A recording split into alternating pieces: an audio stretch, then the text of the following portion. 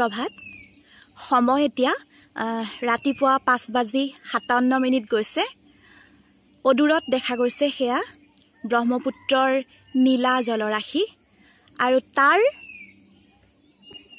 মাজত দেখা গৈছে কলিয়া ভুমুৰা দলং মই আছো কলিয়াবৰ মেনৰ নামৰ এখন ৰিজৰ্টত এই ৰিজৰ্টখন শিলঘাটৰ এটা পাহাৰৰ ওপৰত অৱস্থিত মই দেখুৱাবলৈ যত্ন কৰিছো খুব ধুনীয়া এটা প্ৰাকৃতিক পৰিবেশৰ মাজত অৱস্থিত এই কলিয়াবৰ ৰিজৰ্টখন থাকি খুব ভাল লাগিছে কেওফালে মাথো সেউজিয়া সেউজিয়া অদূৰত হেয়া মহাবাহু ব্ৰহ্মপুত্ৰ পুৱাৰ প্ৰথম ৰজ্জাক পৰি ব্ৰহ্মপুত্ৰৰ পানী জিলিকি উঠিছে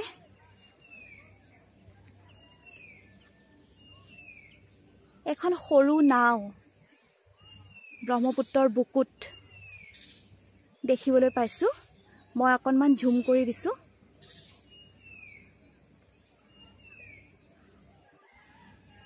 ক্ৰমে সোণালী হৈ পৰা পানীখিনি সঁচাকৈ খুব ধুনীয়া লাগে দেখিবলৈ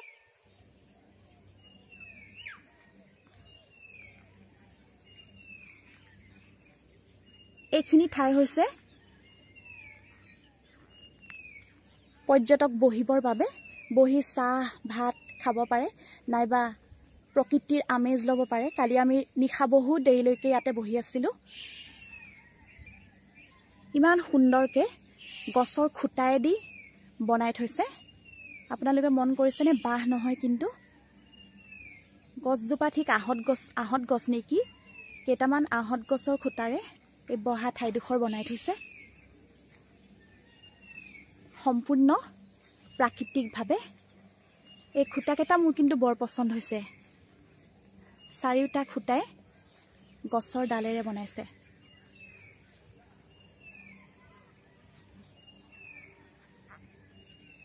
আচলতে ৰিজৰ্টখন পুৰণা যদিও ৰিজৰ্টখনৰ কাম এতিয়াও বোলে সম্পূৰ্ণ হোৱা নাই বুলি আমি গম পাইছো সন্মুখত হেয়া দুটা কটেজ এই কটেজ দুটা বৰ্তমান দুটাহে আছে বাৰু কটেজ এই কটেজ দুটা অনবৰতে বুকিংয়ে হৈ থাকে বুলি আমি কৰ্তৃপক্ষৰ পৰা জানিব পাৰিছো কিন্তু পৰিবেশটো সঁচাকৈ খুব ধুনীয়া খুব ভাল লাগিছে পৰিবেশটো ইমান নিৰিবিলি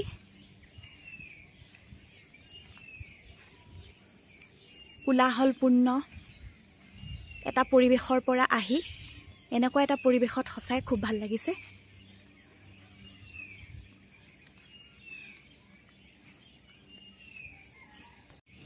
ৰিজৰ্টখনৰ আৰু কিছু অংশ মই দেখুৱাব খুজিছো গাড়ী পাৰ্কিঙৰ কাৰণে ইয়াত এনেকুৱা সুবিধা আছে অলপমান মুকলি ঠাই আছে তাতে গাড়ীসমূহ থয় ইয়াতে কেইটামান ষ্টেপ যেকেইটা ষ্টেপ আমি দেখিছো সেইফালেদি ওপৰত সুইমিং পুল আছে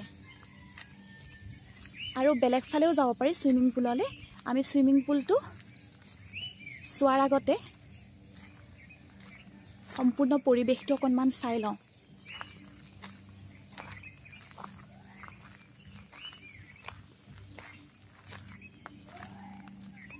সেউজীয়া মোৰ খুবেই ভাল লাগে গতিকে সেউজীয়াৰ মাজত সদায় থাকো যদিও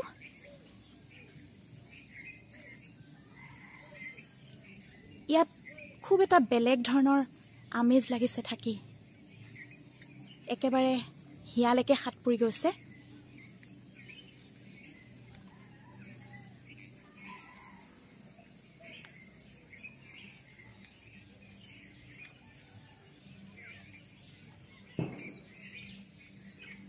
দূৰত যেটো ঘৰ দেখা গৈছে সোঁহাতে আমি যেটো ঘৰ দেখিছো সেই ঘৰটো হৈছে তেওঁলোকৰ ৰান্ধনীশাল কিচেন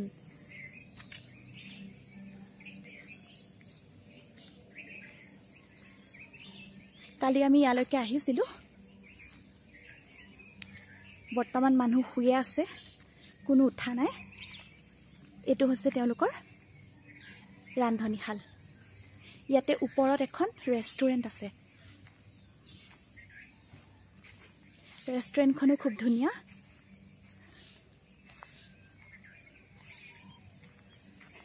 এয়া ষ্টেপেদি উঠি যাব পাৰি। উঠি গৈ ওপৰত এখন ৰেষ্টুৰেণ্ট আছে। পুৱাৰ বেলিটো ডগমগকৈ ওলাই আহিছে। কেউপিনে সোণালী ৰহন ছটিয়াই পুৱাৰ বেলিটোৱে সম্ভাষণ জনাইছে সকলোকে।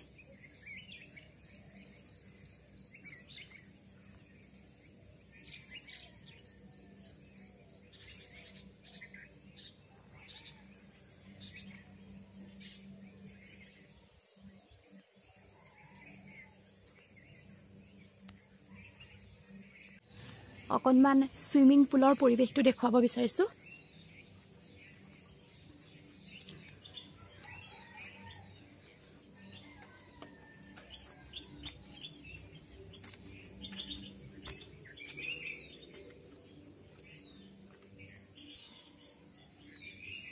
এয়া ছুইমিং পুল।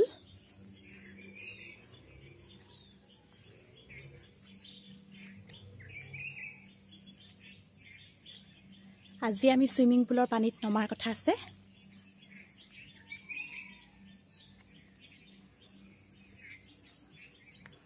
দূৰত সেয়া মহাবাহু।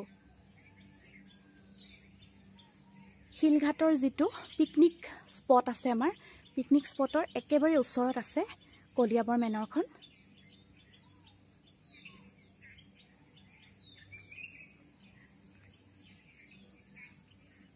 মই ছুইমিং পুলটো দেখুৱাইছোঁ আৰু তেওঁলোকে ইয়াত সুন্দৰ ব্যৱস্থা কৰি থৈছে।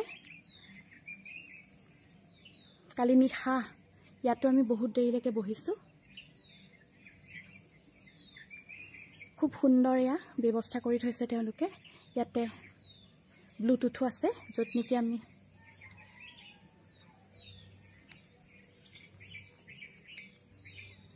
মিউজিক বজাব পাৰোঁ।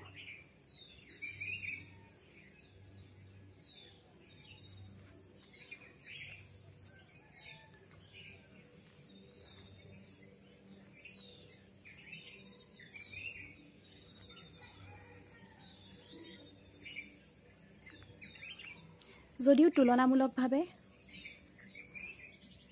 ৰিজৰ্টখন অলপ খৰচী, তথাপি কিন্তু থাকি খুবেই ভাল লাগিছে।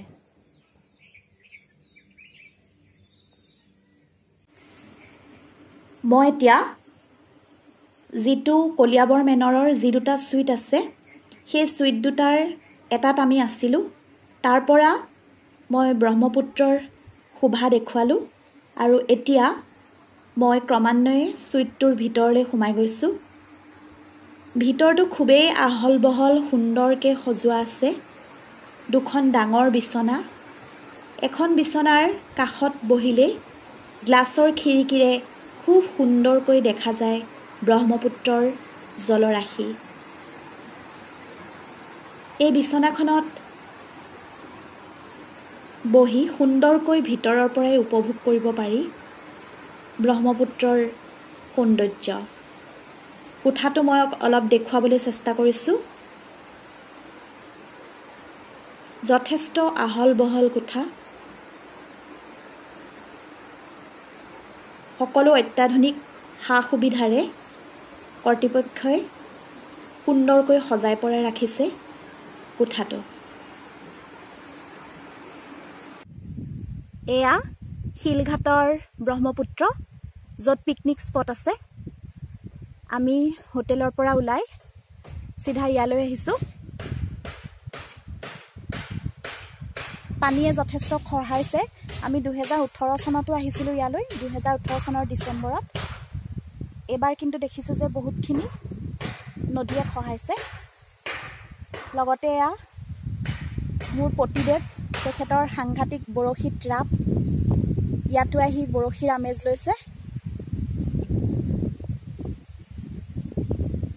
সৰু মাছ আছে চাগে। খুব ধুনীয়া বতাহ বলি আছে।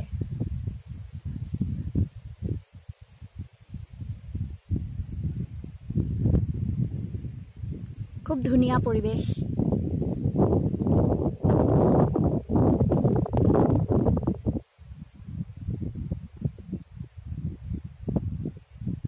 এয়া আমাৰ আস্থা নিষ্ঠা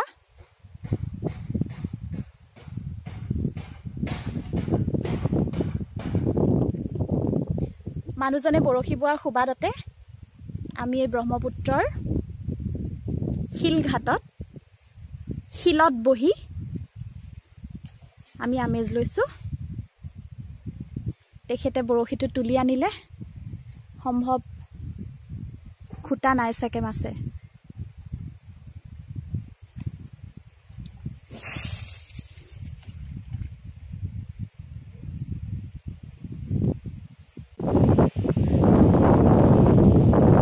মই শিলঘাটৰ আৰু এটা ছবি দেখুৱাব বিচাৰিছোঁ।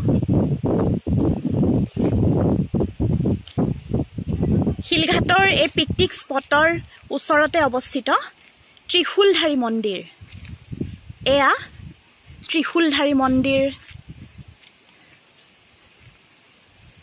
জখলাবন্ধাৰ মানুহৰ কাৰণে বিখ্যাত মন্দিৰ। এটা শিলৰ ভিতৰত এই মন্দিৰ ভাগ আছে।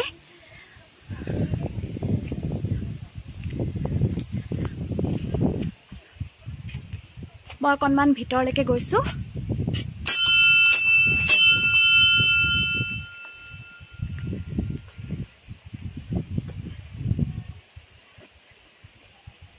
এটা শিলটো কাটি ইয়াত মন্দিৰ বনোৱা হৈছে।